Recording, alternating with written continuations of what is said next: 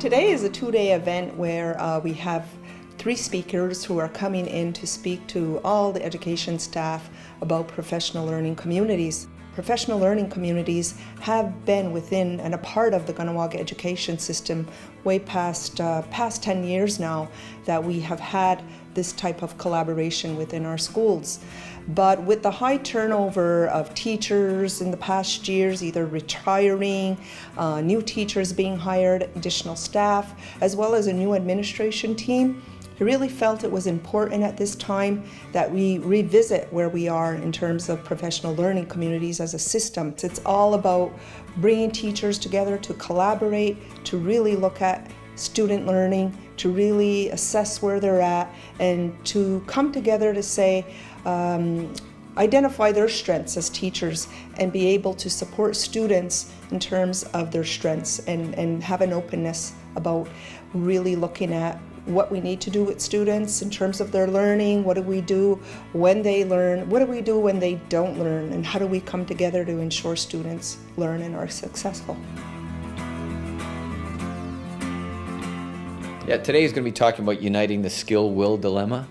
We talk about kids that are struggling in school and why they struggle, and sometimes we think it's a will. They just don't want to, they're not interested. And what we've come to realize is oftentimes that will is a cover for a lack of skill.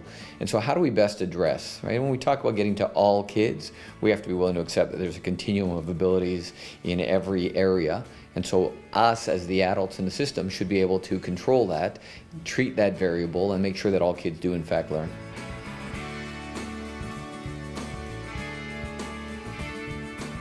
I love the conference. I seen these gentlemen in Edmonton last year, and I'm really in a hurry to get it started in our school. We do PLCs.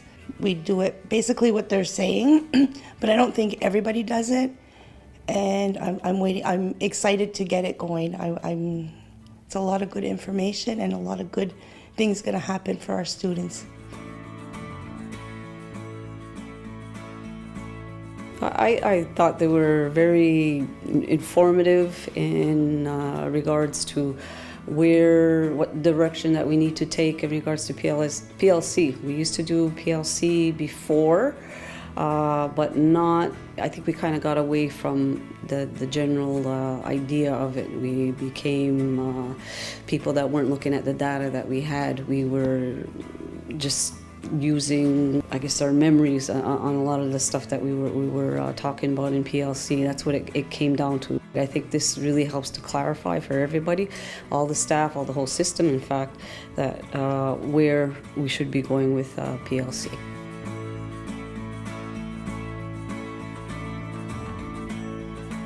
As we talked about yesterday as well when I did a session on being purpose-driven, this is a journey. This is a long process. If we intend to get to all students, we're going to have to let go of some things that we've done very effectively over a period of time.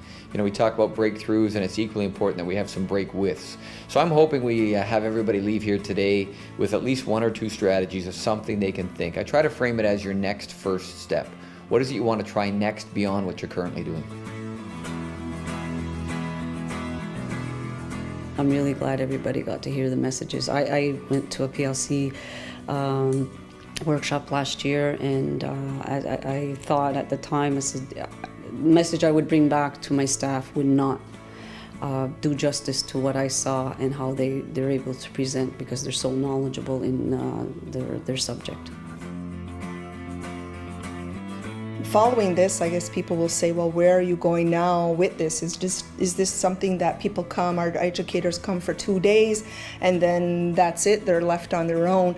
I really want to reassure our staff and people from the community that we definitely have a plan in terms of how we're going to implement this, how we're going to sustain it in our schools, how are we going to ensure, that teachers feel supported and have time to collaborate and have time to really look and reflect on student learning. So we definitely have a plan in place, and it's a plan that doesn't involve just one person overseeing it, because if anything, one thing we've learned here is that in order to have successful professional learning communities, it requires the whole school's involvement, and it requires a smaller group of teachers and educators who are going to help support it and ensure that it's brought to life.